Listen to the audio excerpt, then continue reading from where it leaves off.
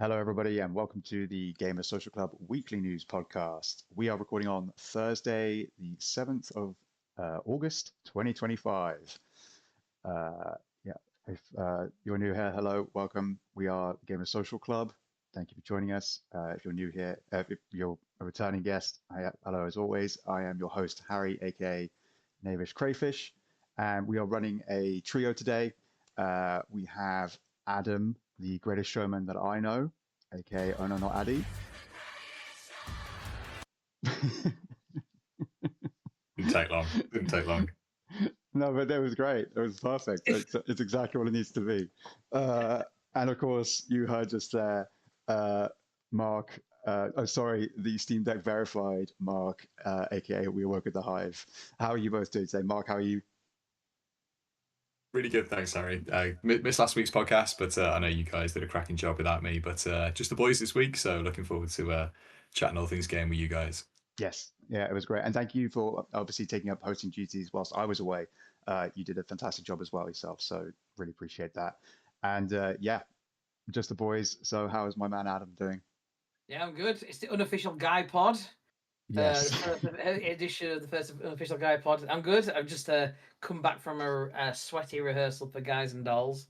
If anyone knows the musical, we were setting Sit Down, You're Rocking the Boat, and it's the classic. That's the one that everybody knows, I think. And it's going to be very fun. But It's yeah, been, lots of fun. it, Yeah, it's good. it's been Good to see you guys. it's been interesting hearing about your show again. I love the fact you're doing it in an auditorium where it's a full 360, isn't it? So you've got to play to like the audience all around you, which is really Yeah, interesting. yeah, we're doing it in the round, so they're sat everywhere. So That's wherever it. you sit, you get a different experience. Like you Brilliant. could be sat above and watching it from above. So like the choreography has to take into account what people seeing from above, what people seeing like sat there, and like sort of thing. And it's playing to them. So you'll be facing that way one time, and then the next time you're turning around and the audience there as well, and they're there, and you're right close to them as well. So you're not like detached on the stage in a way. You're on the floor with them, and it's Brilliant. really cool. It's quite intimate, but it's fun. So yeah, it's gonna be Really, really very cool. Love hearing about it. yeah. But yes, yeah, if you are new here, we are several members of the Gamer Social Club website, a website covering video games through news, reviews, previews, interviews, editorials, and guides, and whatever else we can think of over at the www.gamersocialclub.ca. We are a site uh, basically written by gamers for gamers. We are a rowdy crew of unprofessional, passionate people who want to share that with all of you. And the three things you need to know about us as a site is that we are fully independent grassroots site. It is all just based off of our own passion and hard work. We also finish every game. We roll credits on every game that we review, at least if that's even possible. If not, we will play it as much as we can before giving you our full review on the game. And finally, we also run all of our news through a rumor-free filter. So you know that any news you're getting from us is factual for the time at least, and we will do our best to keep it updated going forward. Otherwise, you have nothing to worry about as far as what news you're getting from us. Let me think. Yeah, so those are our three pillars we normally cover. Of course, this is our YouTube channel. We do our regular podcasts, which are this podcast you're watching currently right now, which is the Gamer Social Club Weekly News Podcast. That comes out every Friday. We then also have our weekend party chat, which currently comes out on the weekend, but I believe they may be doing some workshopping there. So we may be seeing something coming up in the midweek as well, possibly coming in the future. Not sure about that though. And of course, we then have Girl Pod, which comes out every Monday, which also features V. Uh, and unfortunately, she can't be with us today. She's not feeling very well, but obviously, we hope she feels better soon, especially obviously with some things coming up, which we'll get to. Finally, just wanted to obviously say, please, if you enjoyed today's video, please leave a like. If you have anything you'd like to share with us, any feedback or any thoughts or anything else like that, please leave it in the comments below.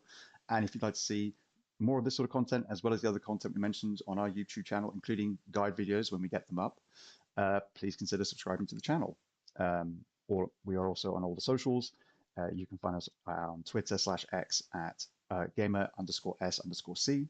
We're on Threads and Blue Sky at Gamer Social Club, and our own personal socials all down there in the description below, where you'll also find timestamps for everything we talk about and any links to anything we talk about regarding our own articles and reviews and all sorts of things like that. So yeah, anything from today, just check down below and you'll find it there.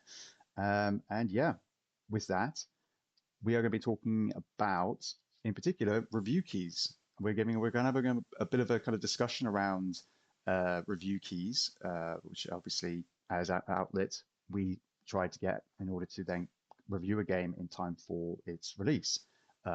Normally, anyway, that would be the de facto way in which things would be run. But we're going to talk about it in a kind of more nuanced way. We're going to give ourselves time to kind of go over some of the different perspectives on it from a developer standpoint, journalist standpoint, the consumer standpoint, all these sorts of things, and really kind of break down a lot of like those sort of barriers, a little bit peek behind the curtain, as it were. And then, towards the end, we will probably be sharing some of our thoughts and maybe some of our highlights of the two showcases we had recently. We had the THQ showcase, and then there was the Nintendo sort of indie showcase, if I'm correct in that. So yeah, you can expect all of that to come. But yeah, with the rigmarole out of the way, we go into our first section as always, which is what we have been playing. And I will say very quickly that I have been playing a game called 000. It is a game that I was really looking forward to, being a big fan of the developer behind it, a solo indie developer out of Japan called Nama Takahashi. I played his previous game, Elekhead, a few years ago, back on Xbox One, or maybe, I believe it was Xbox One, and loved it. Simple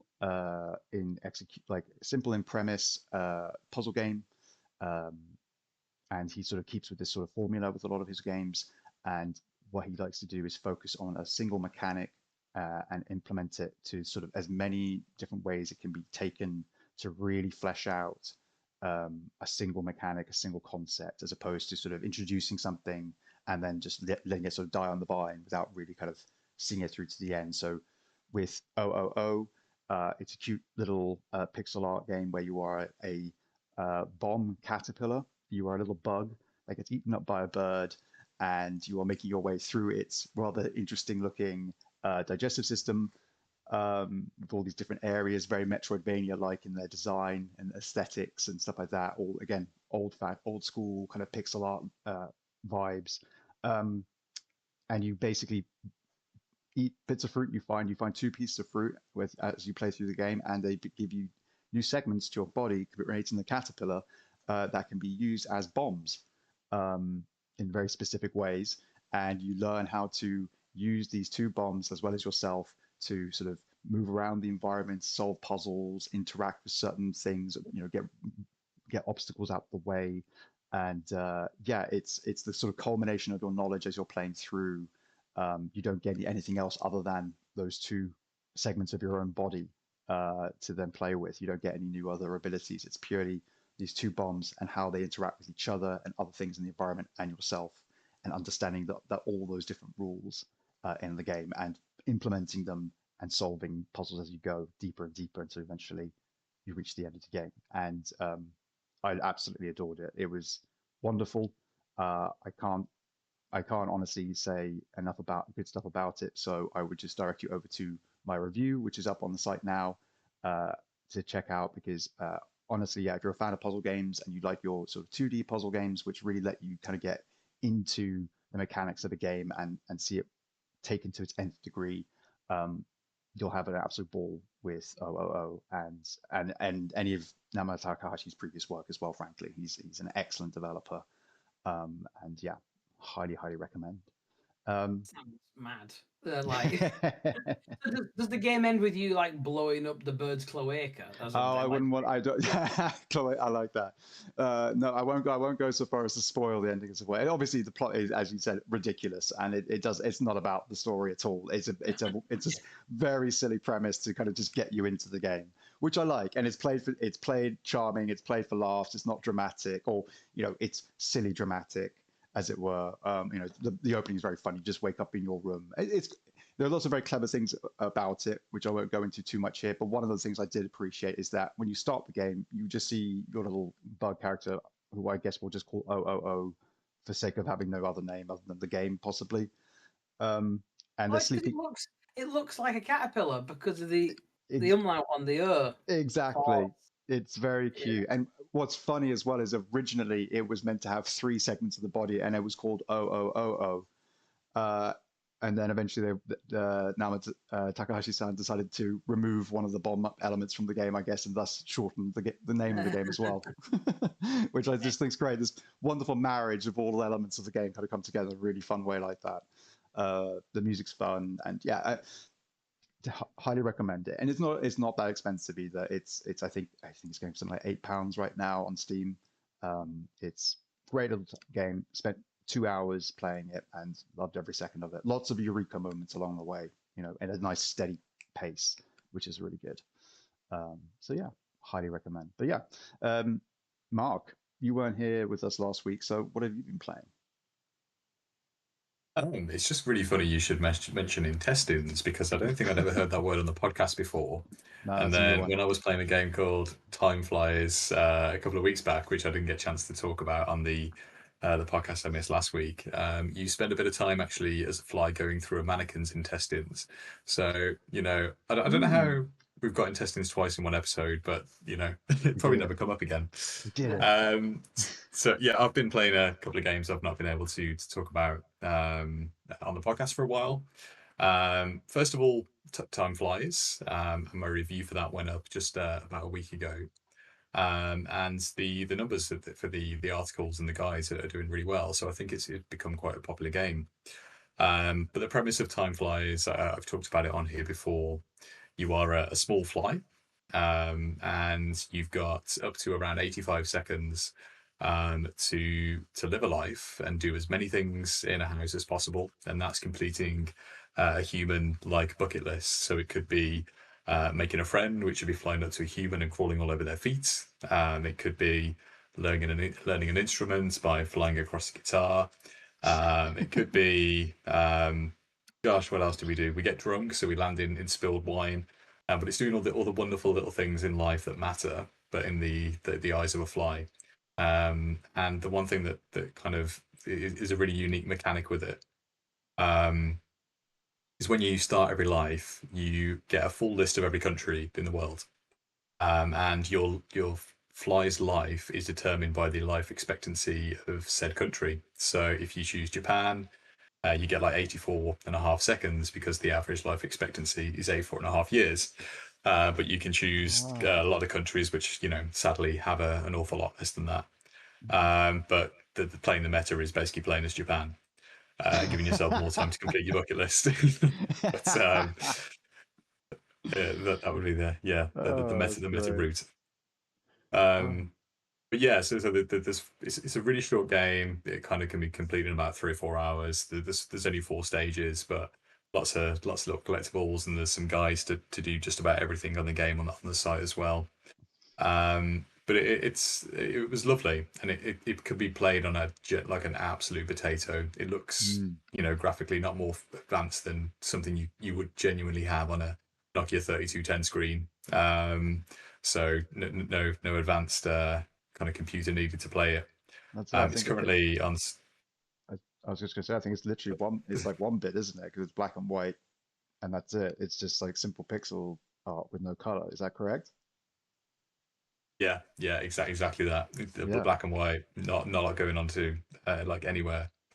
But it's on Switch, PlayStation, and Steam. So I played on a Steam Deck, and it was lovely to play. Had a really good time playing Time Flies. Gave it 8 out of 10, and I think it was kind of the perfect length as well. If there was another couple of levels, I think it might have started to drag a little bit, but it was the real kind of sweet spot, and it's something that I've been looking forward to since we guys went to London earlier this year, and that was the first time I cast eyes on it. So yeah, that's been one I've been playing. And another game I've had for review for quite some time, and is kind of on the flip side of our news discussion item today, because I've actually had the review code for this 4 weeks in advance of the game coming out, is 1000 Deaths. And this is a brand new game. It's only come out this week.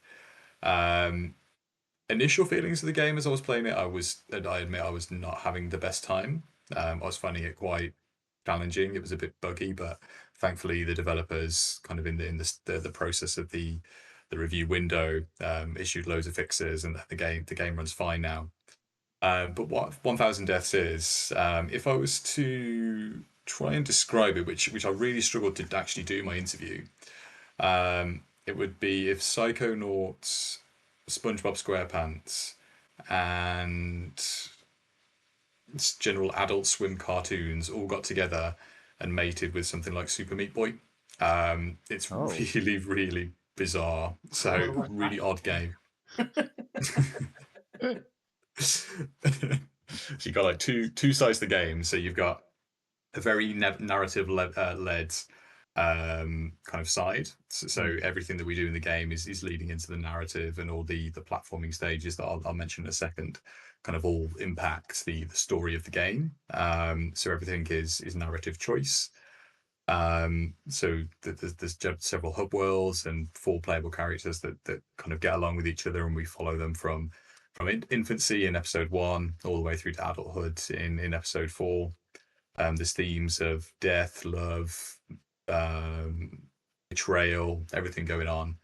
But that's kind of part of the game, and the core of the game is a try and die platformer. So that's why I mentioned kind of Super Meat Boy, and there is very heavy elements of speedrunning to it as well. And I've watched a few developer streams, and he's really big on beelining to the end. And honestly, some of the platinum times on this game are no joke. I was lucky enough to get 1 in my whole playthrough of 47 platforming stages. So whoever is the first on Steam to unlock the full platinum trophy achievements, then fair play. It's quite a tough one. But yeah, it's a try and die game. Collectibles on the way to the towards the end of each level, which are on average about 30 seconds or so each one. But it's all got a gravity bending mechanic as well. So you have to walk over edges of the levels to adjust the gravity to be able to make jumps. And without adjusting the gravity, you'll never make it to where you need to go. But yeah, like the whole general aesthetic of the game, it really looks like Psychonauts, just wacky colors, kind of things happen in the background, characters look of that ilk. But yeah, like I did struggle with the game at first.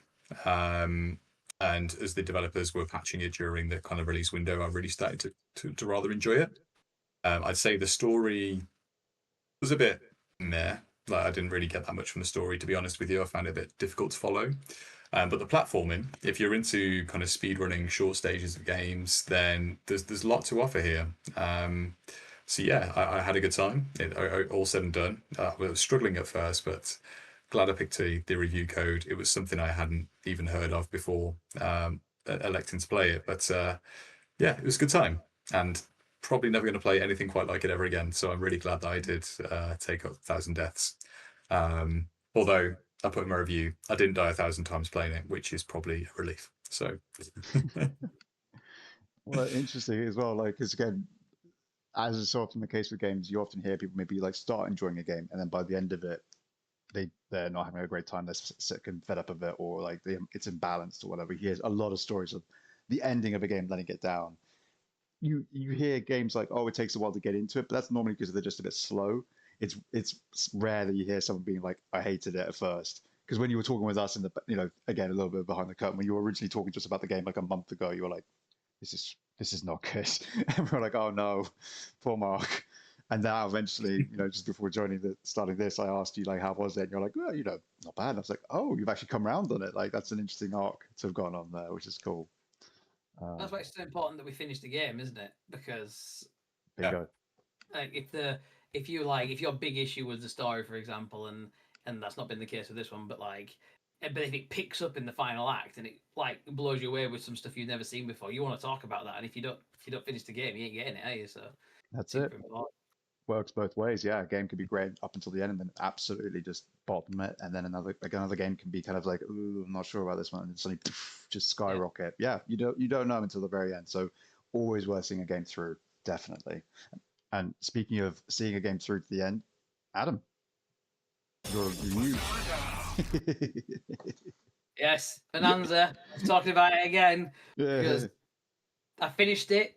I spoke about it last week, and I was talking about how fun it was and really enjoying it. And it's amazing, and I was very, very positive about it. And thankfully, the final, when I thought I was near the end, and there was like another 5 or 6 hours of game to play, it kept going, but not in a when will it end? Like I felt like that about The Last of Us 2 towards the end. It was like when will it end? And it freaking did eventually, thankfully.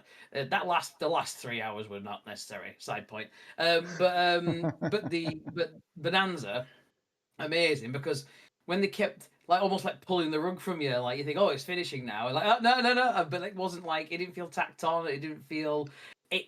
I put it in my review that it felt masterfully done. It felt really well crafted, like a really good action film where you think it's coming to an end, and oh no, there's something else, and it's like oh okay, and it's like a sequence, and it goes on. You're like, are you just then? I just played it. I just couldn't stop.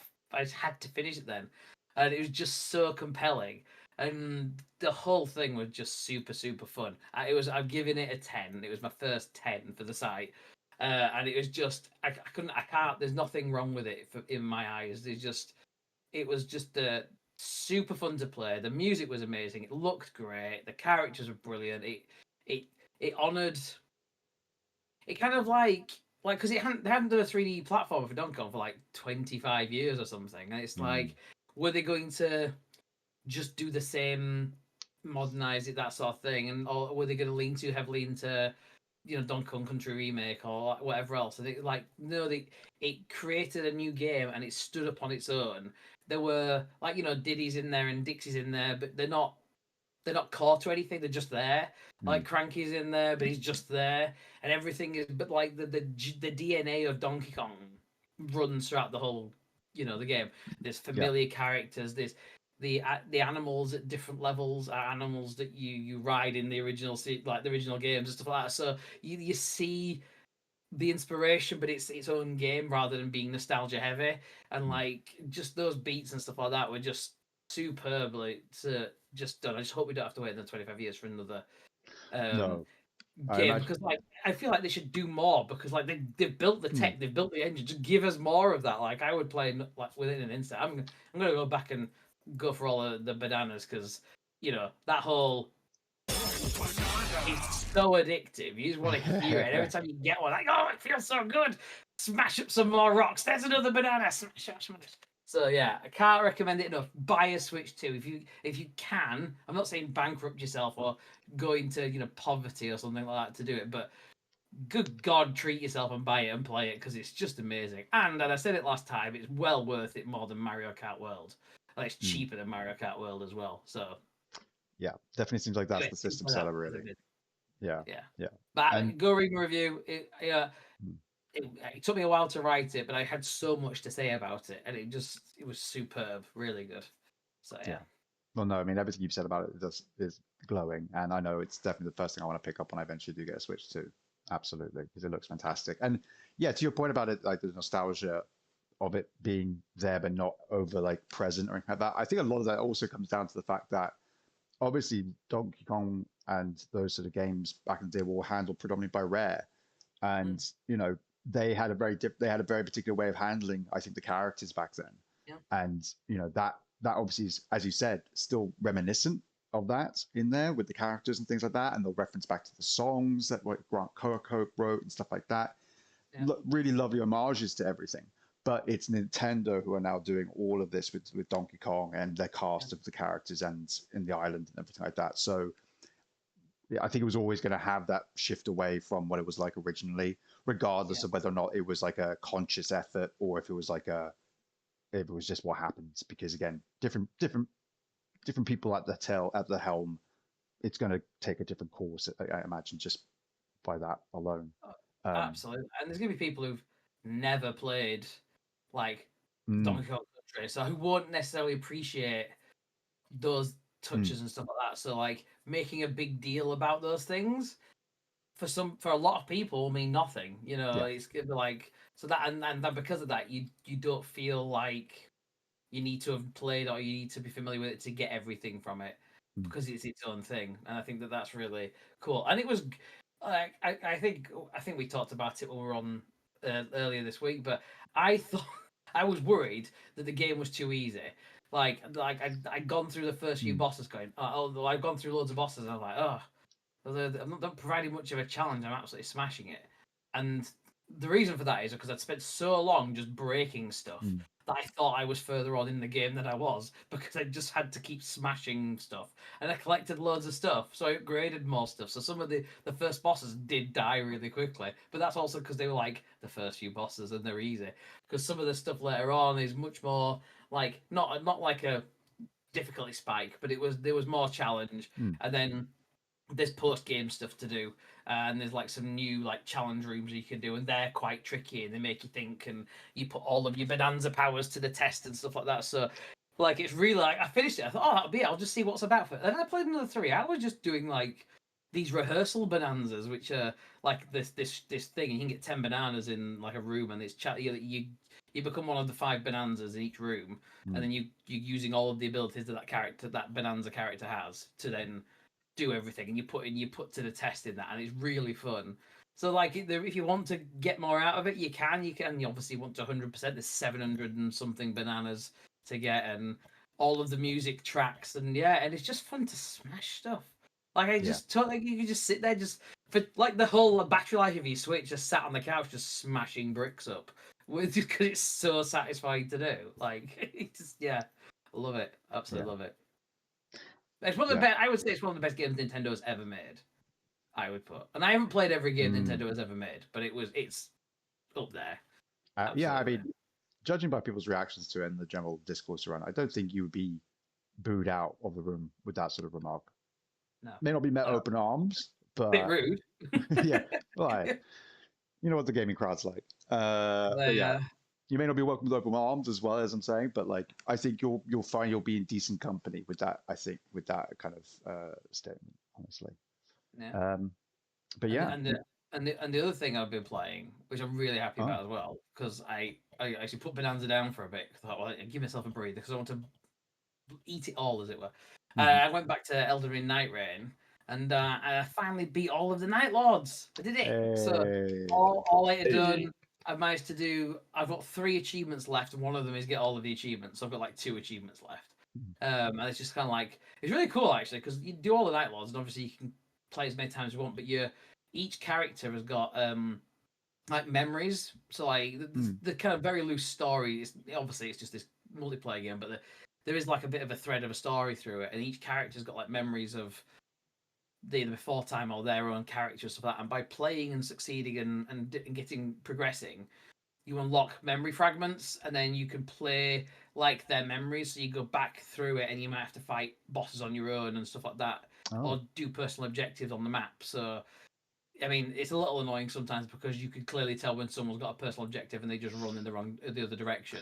And it's like, guy, we could go there, but like that's not the time. We'll do that in day 2, not in day 1. And the guy just didn't spend one guy ran off and he didn't spend a whole day with us because he was trying to get into this personal objective, and the circle had closed, and he was still just going through it and just drinking all his flasks. And like, dude, that's where the circle's going to end up in day 2. Stop it.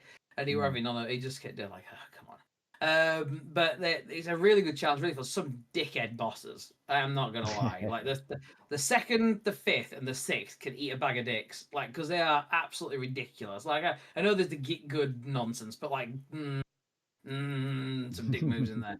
But there's some really fun ones as well. The 8th, the final Night Lord is really fun. Like he's hard, but he's like it's a really satisfying, well built fight. So doing that, I've got to finish all the remembrances off with all the different characters, because it encourages you then to play as all the different characters and try out the different styles, which I really like, because it's very easy to find your favorite and only run your favorite, and then you get stuck in a room full of 3 wilders or something. It's like that's not helpful. You need the variation, because you can't all just go tanky hitting big bonks. You've got to have the variety. So it's really good. But I really enjoyed it. Absolutely brilliant. I feel like people maybe have forgotten about it. Like there's been 2025 is ridiculous for games because there's so many out there. But like it is a really fun game. And I know it's tricky. Like to Mark's point, we've said before, getting 3 people, friends together to play is really hard. But actually, I've not done too bad with randos. Like in terms of finding people who are. Every so often you'll get one who just quits because they go down once. Like, dude, that's a mechanic in the game. It's okay that you go down. It's fine. Yeah. But like, No. it just, yeah, it's fun. I really enjoyed it. It's probably enough of a community now that jumping in with randoms. There's enough people who know what they're doing and just read the map and go like, right, we're doing this then, and we all do it together. Like, I do love exploring and like, you know what you're doing, but every so often when you get in there and there's a Chad and he just knows exactly what we should be doing and where we should be going, and he has like in his head, he maps it out, and you just follow him like, oh, you just take me, Elden Ring Jesus, and he'll just lead you around the map where you fight the bosses, and you're like, yeah, apparently we're strong enough to defeat a draconic tree sentinel like we are on day one. What? Like they are good fun runs, and so yeah, fully go for it. Play some more. It's good fun. We will get back on it, Matt. We will get back on and play it. We can play duos now, can't we? Yes, we can do Duos duos, modes on yeah. there. So yeah, There we we go. really should. I've only played it the 2 times that me, you, and V have, literally twice. So now we can duos it. I think we should. And Yeah, you can carry my ass now. So you set the bar high for yourself. Oh, I have now, yeah. Yeah. You are the what are they called? Are you a Night Lord? Nightfarer. Sorry, that's right. Yeah. We defeat the Night Lords. You We're defeat the Night Nightfarers. Lords. Right. Yeah. There we go. Well, yeah, and you're right. There are a lot of games coming out right now. 2025 is a hell of a year, and yeah, along with all the games we just mentioned there, with OOO and 1,000 Deaths and Time Flies and Donkey Kong Bonanza, we also have a bunch of other reviews. Every time, we also have a bunch of other reviews up on the website to go check out. We've also got a review of Ninja Gaiden Ragebound. We have a review of Make Room, what looks to be a sort of you are a display artist and you're also turning objects into living rooms, campers, and gardens, it sounds like, and things like that, which is interesting. 9 Years of Shadow gets a review, and sort of 2D Metroidvania that's come to console. And Sorry We're Closed is another one. And lastly, The King is Watching, which was reviewed by V. And I think she mentioned that last week. But yeah, that is also still up there to check out.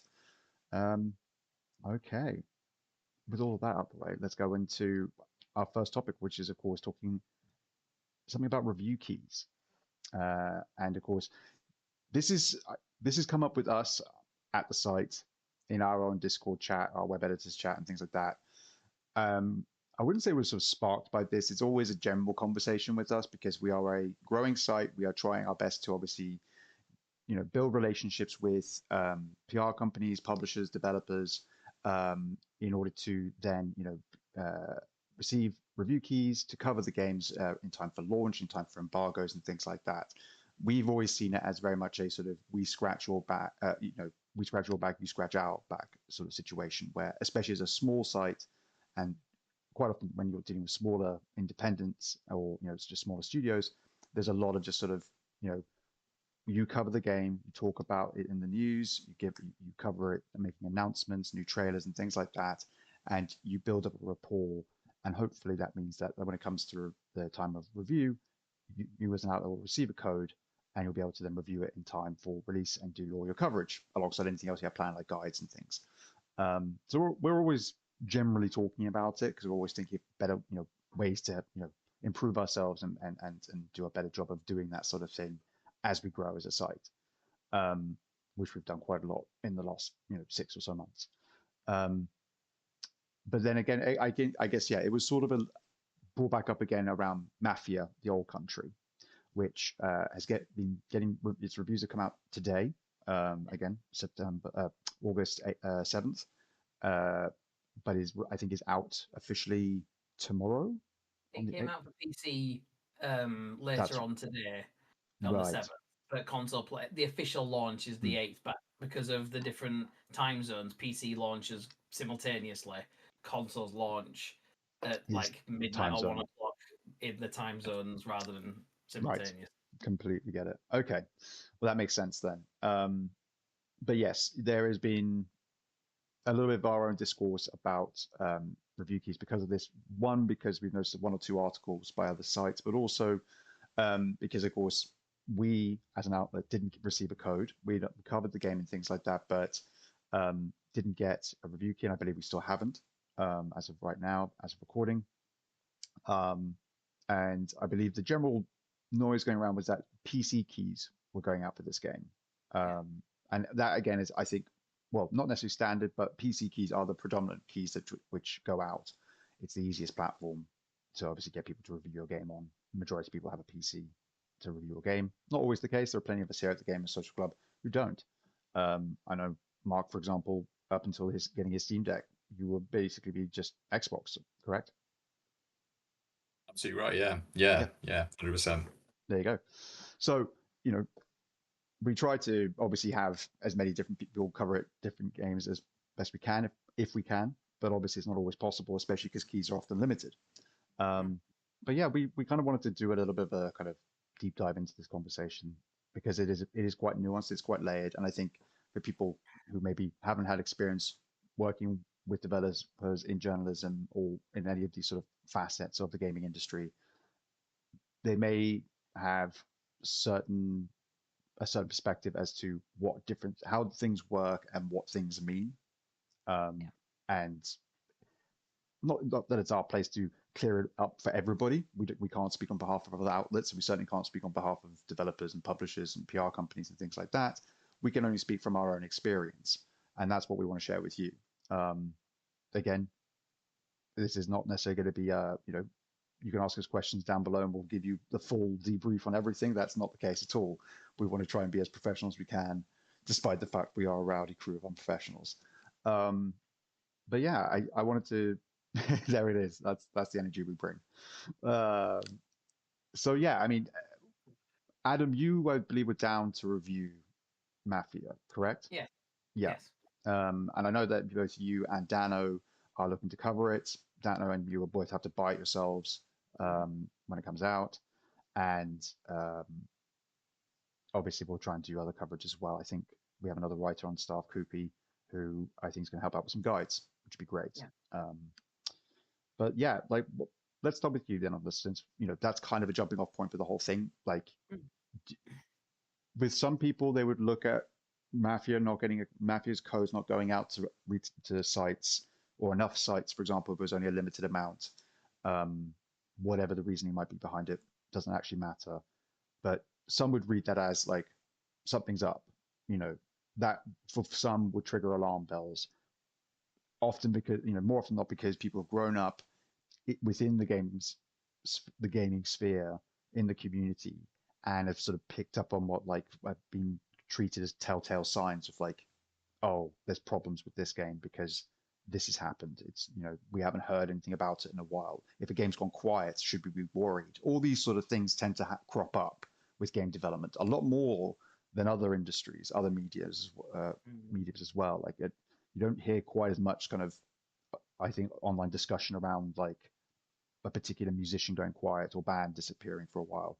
Occasionally it will come up, obviously, but more often not, it's down the line. You're like, oh yeah, so and so stopped a while back, didn't they? And you just got to get on with your life. Whilst if you don't hear about a game for a while, often people start going well, what does that mean? How did you feel about that kind of thing with Mafia and such? Well, I think there's a lot to it, isn't there? So with Mafia specifically, it's a short game. It's 10 hours. So the keys I think went out a week ago, thereabouts. Or but not everyone gets them, and that's another conversation which I'll talk about in a sec. But in my head, so generally speaking, you get given you get a key, and they give you a key in enough in advance, in theory, that you can meet the embargo date to write a review based on the game. So if you were doing Oblivion, they hadn't shadow dropped it, for example. They wouldn't give you a week to write a review for Oblivion if they had already announced when it was coming out. For example, the remastered one. If they said it's coming out in 6 months' time, you generally would expect maybe 3 weeks to at least mainline the story and get an idea of some side quests. But because Mafia isn't an open world game, it's 10 hours, 13 hours if you do the extra collectibles and stuff like that. In my head, there's probably a week's probably long enough for you to complete it, write a review. So sometimes you might think, oh, they're giving us a short amount of time, because I think it's more about when the embargo is sometimes around. Actually, so then is it a case of the embargo is really late, so people don't necessarily see the review before they buy it, or is it is they don't like, oh, it's been given bad reviews, I'll refund my pre-order, that sort of thing. So I wonder if that's where the embargo choice goes. And some of that I think is down to, because I wondered if the game was going to be delayed, or and again, there's no evidence to suggest this other than speculation. So we would never say that is what the case is. We just putting it out. They're just surmising at the moment. Yeah. Or they wanted to give themselves enough time to maybe fix some bugs that they'd not fixed, like quality checking and stuff like that. Because quite often we wrote about it today. There's been a day zero patch, like to fix all. And quite often games have day one patches because when the game goes gold, they're in production, they're putting it on discs. All the marketing's kicking off proper and all that sort of stuff. But then they're still working on the game to patch it and stuff like that. So is that to Mark's point, he got 1,000 deaths, 4 weeks in advance, but then over the course of those weeks, it was getting patched.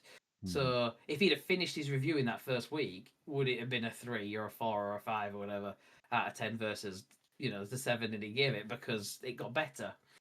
And you're reviewing it in the state that it is. So when I reviewed Spirit of the North 2, if I reviewed it now, I'm sure it would have got a higher score because they've patched the hell out of it, because there was loads of stuff that they kept doing. They worked really hard on it and kept putting loads of stuff in, and credit to them for that. But at the time of writing, it was quite buggy. And there was a good game there, but it was like there was still a lot of technical issues that was frustrating. So it got a lower score because of it, because that's, you review it as it is. We never go back to it and say this is what it reviews as now. But there's kind of that, they don't really have that kind of discourse, because if you don't capture it in that moment to talk about it when everyone else is talking about it, you're part of the hype, then you miss your opportunity, which I suppose why there can be frustration. It may be the wrong word, but like, oh, we didn't get a key, that's a shame, sort of thing. Because we're like, if our review now comes, like I wrote Donkey Kong Bonanza review, we didn't get a code for that. I bought it on day one and then played it as much as I could while I was on holiday, and then finished it off when I came back. But like the review came 2.5 weeks afterwards, and I spent, you have to write the review as well. That can take time and all that sort of stuff. But it's about relationship building, isn't it? You need to, because it's not just about the codes, it's about the review process. You don't just because we're a gaming site, we don't expect codes. There's no one does it. You sometimes see those. Sometimes content managers or whatever are on time like, get in touch if you're interested in streaming or get a key, and then people are just there who've never done anything before going, can I have a key? Can I have one? Like, that's not how it works, dude. Like, you have to put the work in. You have to show them that you're worth giving a key to. So, and that's the thing is, that's why we write news, cover the games, maybe do interviews and stuff, because it's not because we're just trying to cadge a free code. It's because we want to cover it and want to give the game the spotlight. And as we build our audience, we want to reach people and tell people about games, like, especially indies as well, because we love indies. But they don't get the same spotlight as the big titles because they've got the marketing budgets or whatever else. Or if they don't get on a showcase, then how do people find out about it other than people like us covering it and doing the work? And then they get reassured. They go, actually, yeah, you guys review the game because we've got a good relationship. We like what you do. And then if you don't get a code, so what do you do with the game that they have? So maybe we don't get Donkey Kong Bonanza, but Metroid Prime 4, if we've done loads of Nintendo coverage and stuff like that, maybe next time we're going to get to they'll go, oh yeah, you guys you've done the work, and we've got a better relationship, and I think Nintendo they have like a literal limited number of keys for like each territory. So it's not even a case of we just generate whatever we want. It's like, no, if we run through our keys, you don't get one anyway. So that's a little different, isn't it? But but yeah, there's a lot to it, I suppose, and that's kind of my starting thoughts, I suppose. It's not necessarily just about the keys; it's about the relationship you have with the developers, the publishers, the PR people, everybody who connects you to the people. We can't just go talk to Sony and say, can we have a code for Ghost of Yurtai? It doesn't work like that. It's you've got to put the work in, haven't you, and build relationships with people. So that's it. You can do that. It's just that nothing will happen. Nothing will come of it. Yeah. Oh, shut. That's it. Yeah. Absolutely. And that's it. We do what we can, obviously, to cover as many games as we can, just because there's enough of us on the site that we all have pretty varied interests. We all like different types of games, different genres. We've all got favorite IPs and that sort of thing. But also, we recognize that, if we want to have an audience here, we also need to bring people sort of general news as well. So we'll cover, things like layoffs occurring. We'll cover the monthly games that are coming to and from different subscription services and things like that. But for us, obviously the big draw for a lot of this is to kind of interact with these different developers and publishers and build these relationships.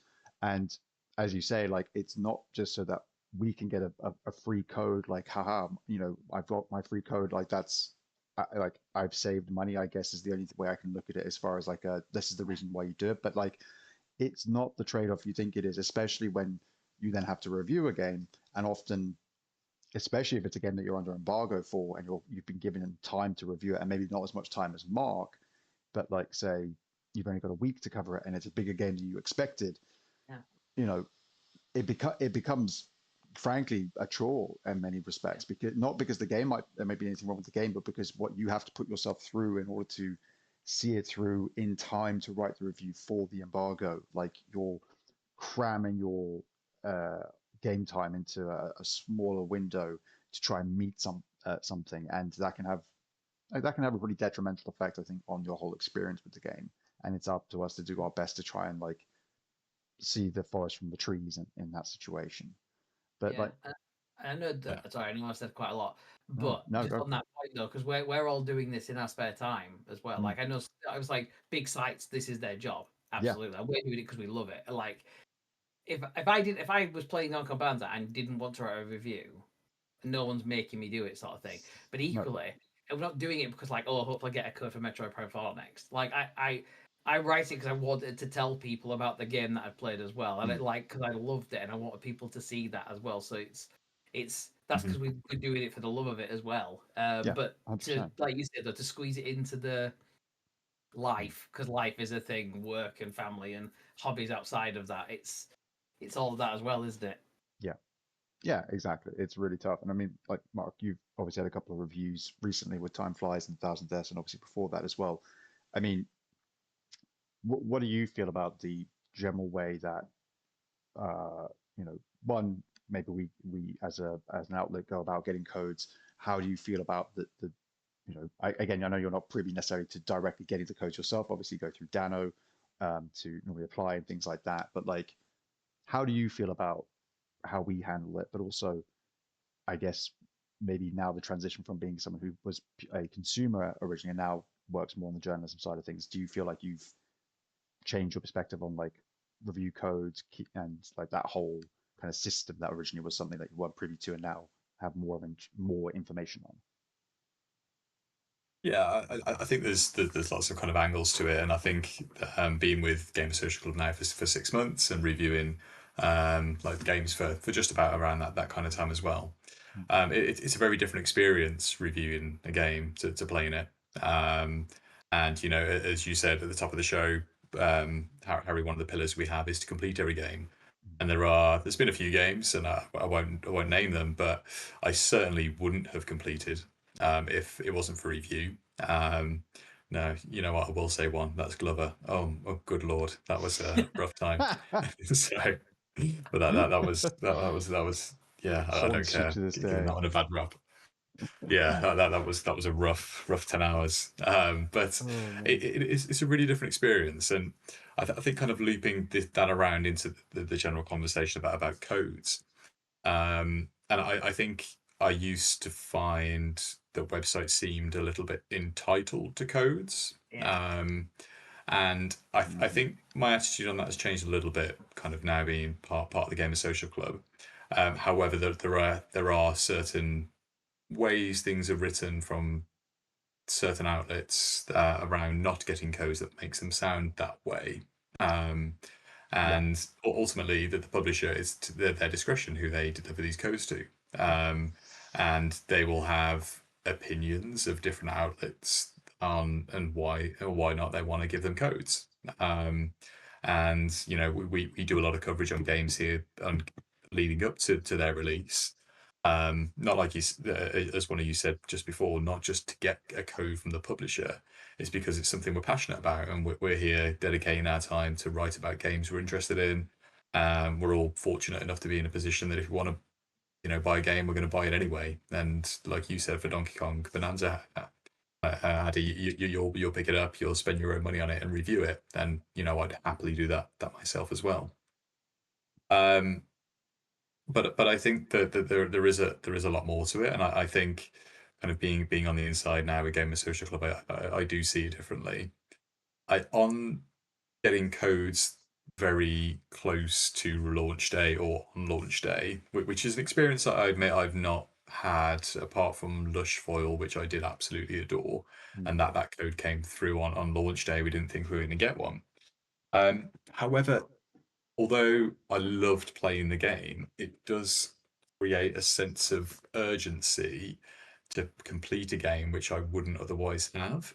And that can be a detrimental experience in a way. Thankfully, I love the game and it didn't change that for me. But I don't like to be in a position where I have to rush something.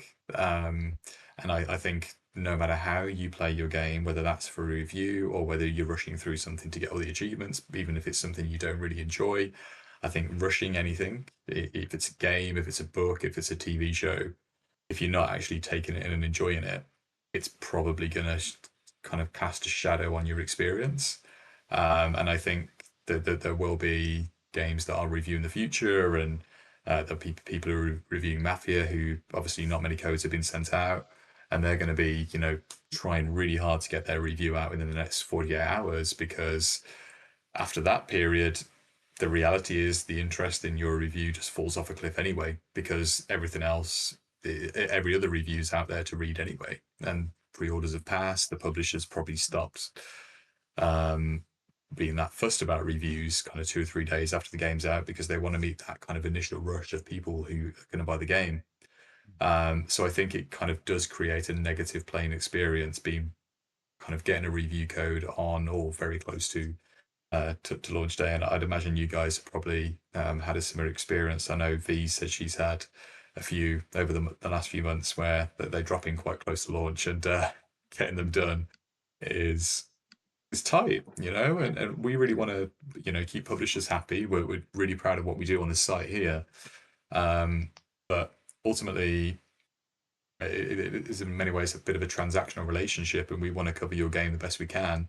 And having a bit more time to do that would be wonderful. And I think that may benefit all parties, ideally. So it's yeah, that's how I feel about it. It's a weird balancing act where it's like it feels like a very fragile system almost, where there's like opposing forces at work on each other simultaneously that are all holding each other like in a weird balance. And if one of those kind of goes too much, and it kind of affects everything in some way, which then seems to kind of have like a ripple effect, at least externally, to people, to be like, something's happened, something's gone wrong. Is the game delayed? Is it bad? Whatever it might be. Because yeah, as you said, like as reviewers, we would like to try and review a game as close to launch, ideally with time to play it, because then we can hopefully give you a review of the game as it launches in what is supposed to be buying it off the shelf. Like, this is the game I'm taking home with me, having read the review of it. It's an 8 out of 10, and it will be when I take it home. We now obviously live in as Adam pointed out earlier, we live in a day and age where there are day zero patches, day one patches, constant updates and things like that going on.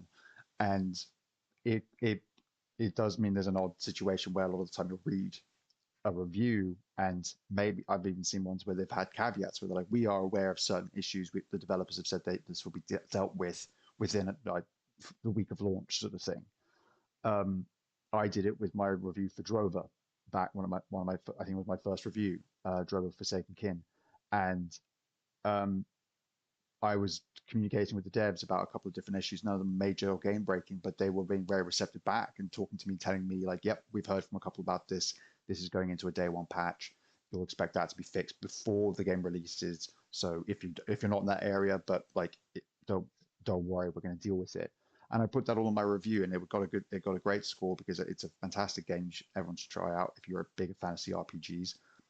But I still wanted to make it clear to people that like I was aware of these issues, because I still want to be as transparent about this as possible. And this is, I think, also a lot of this, I know if Lady V was here. There's something that she'd be wanting to talk about is the transparency of it all, from the journalism side, from the developer side, from the publisher side.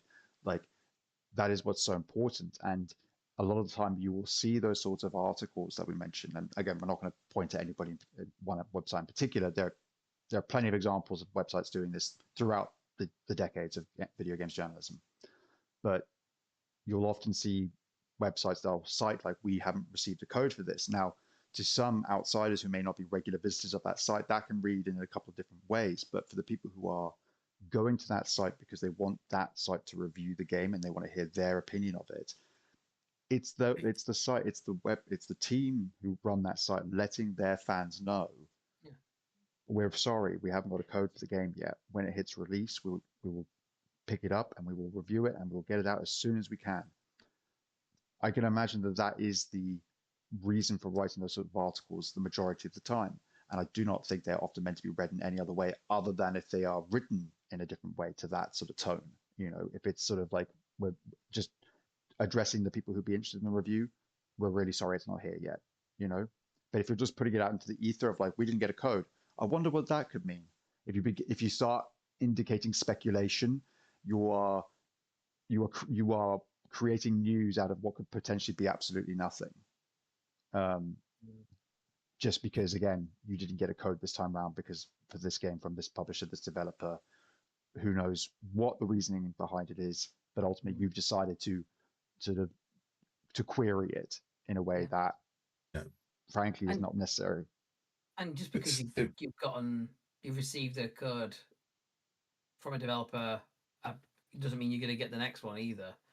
No, because there's no, you're not guaranteed. And like, you know, with the Mafia thing, it's, you know, we haven't built up a good the relationship or the regularity that they would like to see from people covering their games. Fair enough.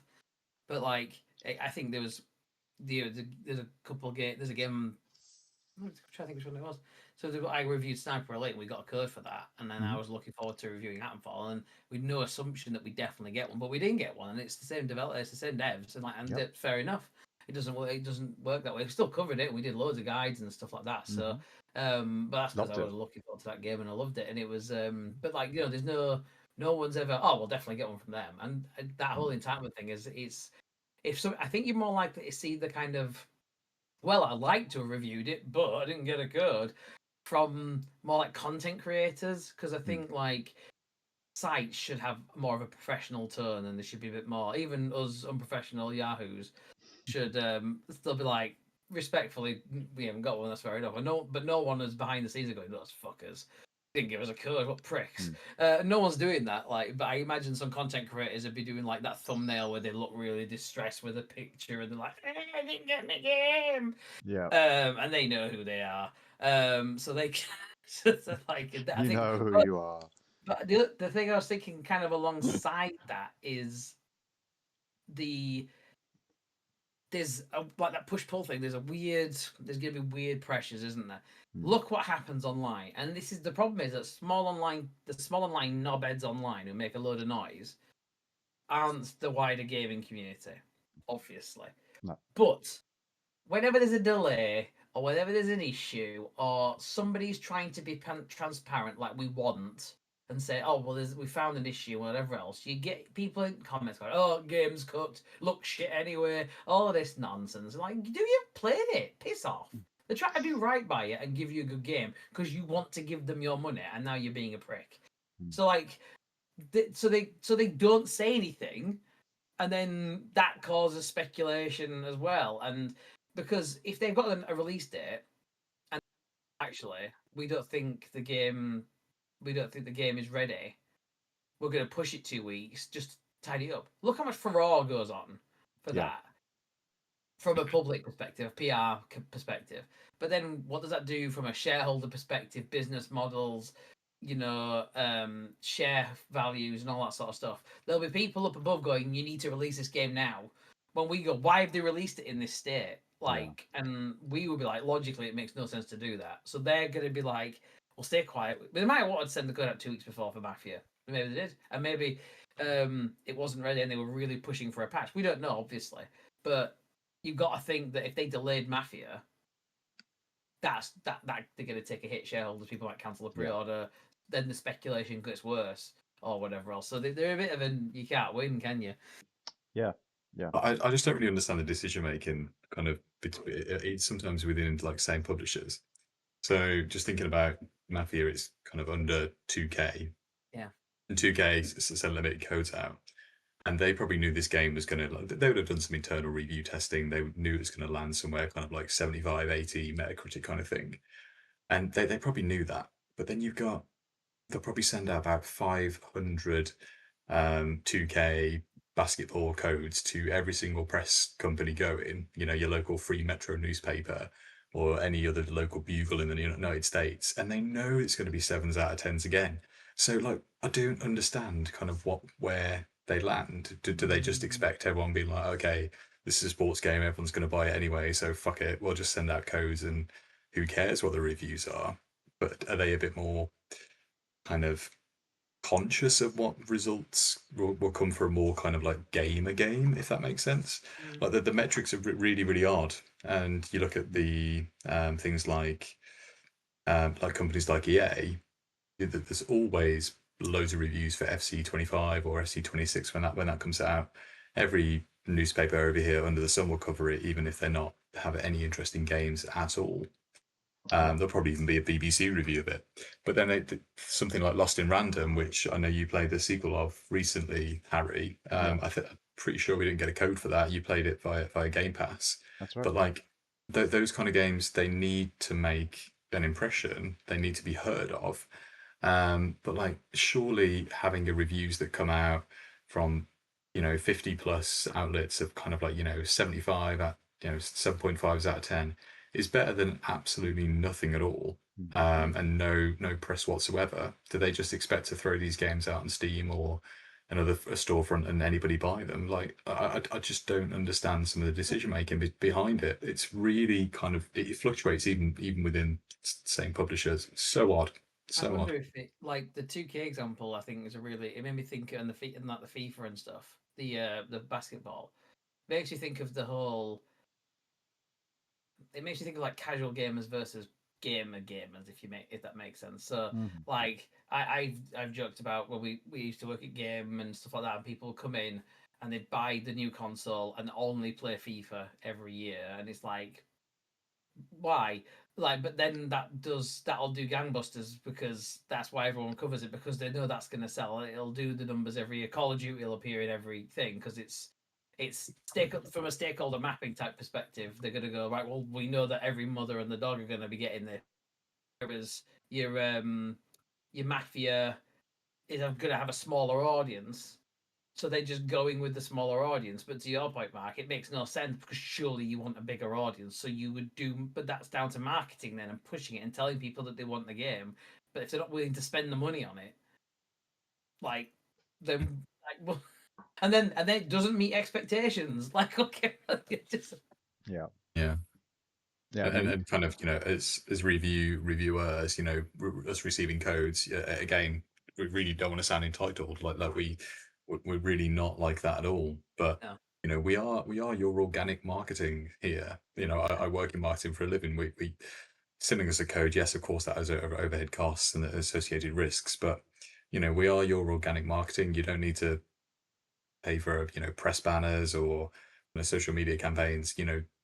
We have an audience. We want to shout about your games, and if that's something you want to work with us on, amazing. But we're very fortunate to have lots of games that we can cover of our own interest in once that publicists approach us about. But it's really a really delicate conversation, I think, and so many aspects to it. But sometimes you just ask why certain decisions are made. It is a little bit baffling. Yeah, and I think again it's because you get all these different perspectives within parties. Like you'll find, consumers or gamers will feel negatively or positively about journalism the same way they feel negatively or positively about a developer or a publisher or something like that. And you'll then find that across, the other two, between journalists and developers and things like that. There was the whole thing over, I think the example that Lady V brought up when we were talking about it was Days Gone. and how that game was reviewed in a state that was bug ridden and reflected very bad poorly on the game, which led to it getting, I think, 7s, 6s, as opposed to maybe what it should have been owed, which was more maybe closer to 8s and a couple of 8.5s and things like that. But ultimately, what the journalists were given the game they got to review, and as much as it was then patched afterwards, and you go back and say like, yeah, my review maybe now is unjust for the game. Look at the state of it's in now, like your Spirit of the North 2 review, Adam. But if the developers were then to be like, well, you screwed us because you reviewed our game poorly, it's like, we reviewed the game you gave us. Yeah. You can't ask us to review something that we haven't experienced or try our best. Like I said, I made caveats for things, but I still reviewed the game that I was playing. I highlighted these things, and then I made sure to be to say that the devs knew that these were here and that they would be dealing with them. However, we are still talking about this game with these bugs in mind. Let's continue with the review. There has to be an understanding that we're all trying to treat this professionally, and nobody's out here trying to get someone that they shouldn't have, or tear somebody down, or score points in some way. Like there should be a greater understanding of this being a more collaborative thing, not in that directly we work for the developers, we only put out 9s and 10s. Like, no, we're here to be honest, we're here to be as objective as we can be, because we love this medium. We want to talk about this hobby that we all enjoy and that we're all passionate about, and we want to share it with people and let people know, like, yeah, that game you're really looking forward to, it is a banger and you should be excited for it. Or that game that you were looking forward to that looked different and exciting and interesting, turns out it's not as great as we'd hoped. It was a lot promised, and you can see that the devs were really trying to make something happen here, but sadly it falls short. And that's a lot of it as well. I think it's just like the tone of things. Sometimes it can be maybe poorly handled when it comes to how reviews are done. Sometimes I think they can come off a bit too cruel, would imply like consciously doing it, but sometimes I think maybe, yeah, some reviews can just be a little bit like, you didn't have to go so hard on this game in this way. That's not always the case. There are plenty of examples, I think, where people are like, this game deserved the beating it got. Most recently, something like Mind's Eye, I think, is the sort of game that people would hold up and be like, perfect example of a game that went through the ringer, deservedly so. A lot promised by big AAA money and devs and things like that, and just completely kaput it, out the door. But yeah, I think it's a complex, tricky thing to try and discuss, just because also we're trying to be as open and honest about this as we can, but we're aware that people will hear what we're saying and think what they want. We can only do our best to explain ourselves and the situation that we find ourselves in, trying to cover games as a independent site, building our reputation and our audience. And I think in general we approach it in a very positive and a correct sort of manner. We may be a bit informal about it. We may make mistakes, but ultimately I think that the way we go about everything is with best intentions. So we don't want the gimmick. We don't want to score games badly. We want them all to be amazing because we want to play amazing games, obviously. But that's it. We have, reviews serve a purpose. Like sometimes you get people who come. Like I remember people used to come back and like try and blame me for them buying a bad game. And it's like, well, I haven't played that game. I don't know if it's good or not. You say do your research, go read reviews. That's what they're there for. They tell you the state of the game, like so you can make an informed decision. Informed decisions in this day and age, you'd have thought a thing.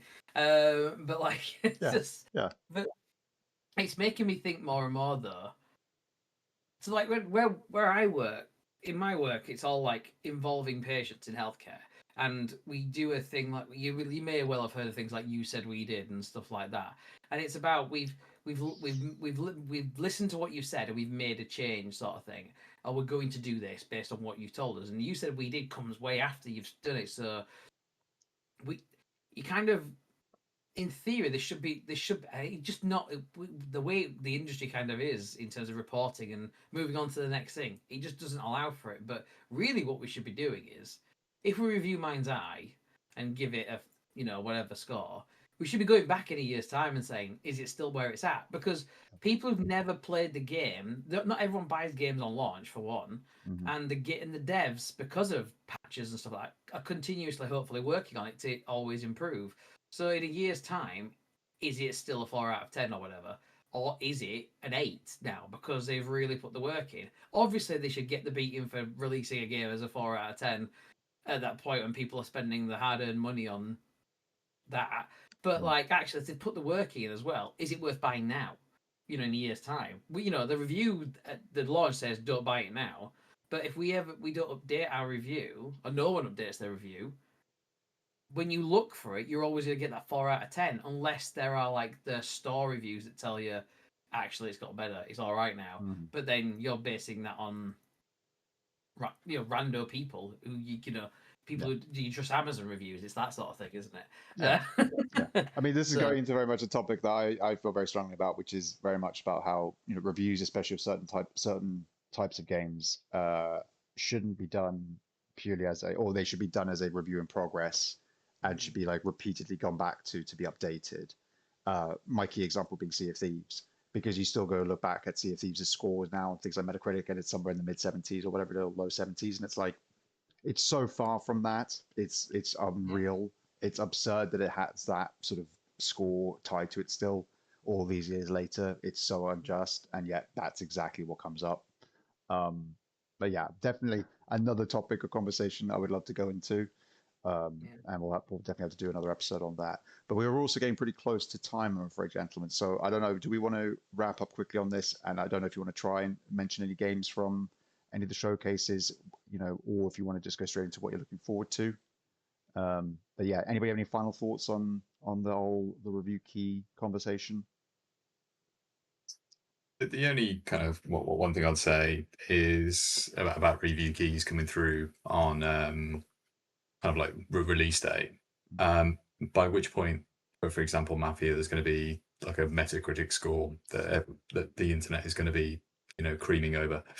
But yeah, I find it difficult. I would imagine it's a bit difficult for people who review a game when there's already lots of other reviews out there, because there is a bunch of weirdos online who will trash a reviewer if they don't give something a score that agrees with everybody else. So there might be somebody who really loves Mafia, or there might be someone who really hates Mafia. And if they give them a 10 out of 10 or a 4 out of 10, because it doesn't meet the narrative of the aggregate score, so some nutters online are going to absolutely bomb them. And I fortunately not been in that situation. I don't know if anyone on our site has, but you see it all the time. And particularly I do feel sorry for even IGN people. Sometimes they get absolutely trashed online for having a score that doesn't agree with everyone else. And ultimately it is the reviewer score. It's an individual assessment of a game, and you don't have to agree with everybody else. And I think there is perhaps some peer pressure that probably comes with reviewing a game when you know what the score is already. Whereas if you're doing it when nobody else knows what's going on, you're probably more likely to give something that is an organic score. I think there can be a bit of peer pressure that might creep in for that. It does create anxiety though, not like when you've written a review and it's going out on embargo, and you're like, because of the stuff you just alluded to, like, what if I'm really off base with this, like with everybody else, and then what's your reaction going to be? But in those instances, I'd like to have conversations with people about it. If people didn't agree that, like, if what I'd said earlier about Donkey Kong Bonanza being one of the best Nintendo games ever, and it's a 10 out of 10, stuff like that, if people don't agree, that's fine. We're all different. We're all our different opinions. Let's have a conversation about why you didn't like it or you don't agree. Not you're wrong, you suck, fuck off and die. You're like, no, like it's there's a middle ground, isn't there, between exactly. Never on the internet. No. Yeah, that's true. No room for civilized discourse. And that's why we have Game Club though, because we can just talk about it on the Discord. So if you want to join, if you're level-headed and want a conversation, you can come join us. Absolutely. Yeah, very well said. Yeah, absolutely. More than welcome because we're a small Discord, but we are growing and it's fun chatting with everybody, sharing pics from games, our fuzzy pets, all sorts of things. It's brilliant fun. So do come join us. And yeah, I think we'll wrap up the news sort of segment there. We are running close to time, so I think we're gonna unfortunately have to talk maybe about the showcases another time. Maybe we'll do it next week with V when she's back. Um, but yes, I think before we go though and move on to our closing segment, Adam, you and V are doing something quite exciting this weekend. What can you tell us? Yeah, we are heading up. Well, for me, I'm heading up. V, she's heading across. But we're heading to Glasgow, in Mm, Scotland, in Bonnie, Scotland, for the Glasgow Indie Games Fest. So we've been invited as press to go along, and we'll be meeting people and playing games, and there's all sorts of like events on and stuff like that. They've got a proper schedule of like talks and yep. different people and stuff. So it's going to be really great to go up north, further north, because I'm already in the north, but like up north, and play some games and meet some people and just chat and hand out my new business cards. That's exciting as well. Indeed, they're very So yeah, nice. it's gonna be good. Looking forward to it. And we'll do our best to report on things that we've seen, people we've met, that sort of thing. And if there's anything that people want to know, let us know. And Yeah. we'll let you know. I had a look at some of the games that are going to be there, and there's a couple games. There's a game that I remember playing at New Game Plus in London, which is that Into the Restless Ruin, which I really enjoyed, Mm. and I did end up buying it when it came out recently. But there's a game. Anyone knows Panic at the Disco? There's a game called I Write Games, Not Tragedies. And it's a narrative around like emo and the goth metal culture and stuff like that. Apparently, so I really want to see Brilliant. more about that. And the absolute madness that is that ball All X pit. pit by Volva. Yeah. Yeah. That's going to be there, and I'm really looking forward to trying that out because I know that got announced. We got a release date and a Switch 2 launch confirmed at the Indie Direct thing today. Right. So I'm looking forward to giving that a dabble as well. So it's going to be lots of fun. Looking forward Yes. to it. Yeah. Looking forward to So that. Maybe stay yeah. tuned for more coverage. Yeah. If people got any questions maybe for like V and Adam for when they get back, drop them in the comments of this video, and we will get to those, and maybe we can talk about it a bit, which would be great fun. But yeah, and we've got some other exciting things coming up as well. We've actually got other trips planned, so you will have to hear about those though next week. So yeah, there's a little tease for you as well. So yeah, let's round out with our closing segment. As always, what we are looking forward to. I myself am looking forward to playing a lot of games coming up with what we've got planned. But the one title I will signal is The Nightling, which is a fun 3D action adventure game where you are a young sort of budding knight looking to become a hero, just like your master, your teacher before you, Sir Lionstone, I remember his name, who has gone missing, and you are setting off on your sort of journeys to find him, to see what's happened with him, and help the villagers along the way. You are armed with a mysterious talking, like magical shield. That's it. So all your combat and traversal is sort of based around your shield, able to like toboggan on it down slopes and use momentum to like hop up into the air and sort of helicopter across to another area and things like that. Really charming, lovely 3D sort of art style, very sort of expressive and feels very kind of, um, sort of a fun take on feudal kind of medieval aesthetic with some great snappy gameplay. And yeah, anything that has you being able to throw a shield, Captain America style, and then come back to you, always a winner. Absolutely. So yeah, looking forward to that. And I think that's coming out on the 29th of August. I may not be correct exactly on the date, but it's coming out very, very late on August. I know that much. So yeah, really looking forward to that one. Mark, what are you looking forward to playing? I'm really looking forward to something that one of you guys, and I'm sure it was Adam, put on my radar yesterday in our Discord. And it's something that would have passed me by otherwise. And it's a game called Nutmeg. And Nutmeg Yeah. is a deck building game based on kind of 80s, 90s football, soccer, if you will.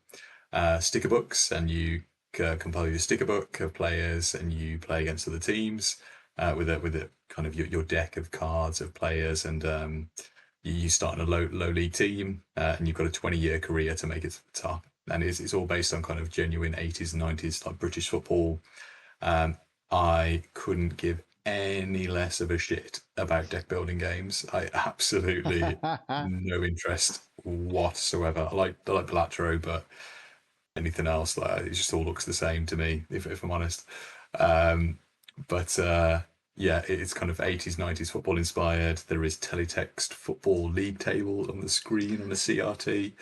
The manager's got an old phone that can take transfer. You can take transfer calls. Oh my god! Like I love video games, but if there's anything that comes close or even surpasses, it's football. So, I've been football addict ever since I was probably 10, 11, and it looks like it's going to bring a lot of the kind of the 90s golden era of hard tackles, mullets, and everything back. So it looks absolutely fucking wonderful. So be looking forward to that next year. So that's me. Muddy shorts and all. Love it. Adam, what are you going to be looking forward to? Well, I'm looking forward to play Mafia. I said that last week. But actually, after having a couple of games today, I'm looking forward to Battlefield 6. Battlefield 6. Battlefield comes out in October, on the 10th of October. That's why I'm right. 10, Man, 10, in the future. 10, 10, 10, 10. But I did a couple of games on it, and it was really fun. Like, obviously, I need to spend more time with it, but I always like a beta when you can unlock stuff for the main game, and like completing challenges gives you unlocks. So I'm looking forward to kind of diving in and try to get the challenges and get all the unlocks and stuff like that. So I'm looking forward to that. That'll be good fun. That's my Fantastic. And with that, I snuck in one game in earlier. Oh, no, go on. So sorry, I was going to say I snuck in one game on Battlefield Beta earlier. I got absolutely annihilated, and then jumped straight on Warzone. So back to I need to endure. Yeah. Went outside the box for a second, got Exactly. punished, immediately retreated back into the box. Love it. Yeah, couldn't deal without the Omni movement of my player. Kind of, I don't know if you play Black Ops. They brought in the Omni movement, and going back to not having that was tougher than expected. But yes, I am certainly looking forward to Battlefield 2. There we go. So Battlefield 6 or Battlefield 2. Whichever Battlefield it is, we're looking forward to it. But yep, that has been the Gamer Social Club Weekly News Podcast for this week. Thank you for joining us. Thank you, you two, for joining me today. This has been great fun as always. Hopefully, we'll have a full squad next week, but we always try and obviously bring you a great show whenever we can. And everything we talked about today will be in the description below, as I said before. Any topics we've talked about, any of our reviews, any of our other articles we've highlighted. If you've got enough to play this weekend, check out this month's demo disc. It's an article that we do every month that covers a whole slew of demos that you can try out for free across most platforms. A lot of them are on Steam, but worth checking out if you're just looking for something to try and fill some time with, but also could find your next favorite game. Who knows? Yeah, follow us on all the socials. We are obviously all our work is over on the website at www.gamersocialclub.ca. Again, all of this is below, so if you need any of it, please check down there. Leave us a like if you enjoyed today's video. Comment with anything you'd like to share with us. Again, ask Adam and V questions for how their trip to Glasgow went. And yeah, subscribe to the channel if you'd like to watch more. Otherwise, though, thanks again for joining us. Take care of yourselves, take care of each other, play some great games, and we will see you next time. Bye-bye. Bye. Cheers, guys.